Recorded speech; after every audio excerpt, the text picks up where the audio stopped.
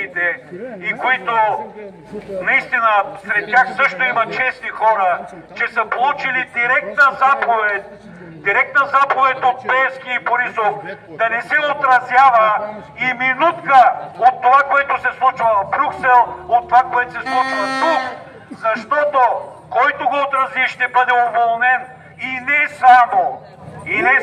Това е директна заплаха. Това е демокрацията в България. А когато Европейския съюз се опитва да ни учи на европейски ценности, нека се спомни, че още през 1879 година, когато е приета Търновската конституция, там е записано, че всеки един роб, който стъпи на българска земя, става свободен човек. Тогава, когато и Франция, и Белгия, и Холандия, и редица други държави са били робовладелски държави. Държали са роби навсякъде по света. България е била свободна държава.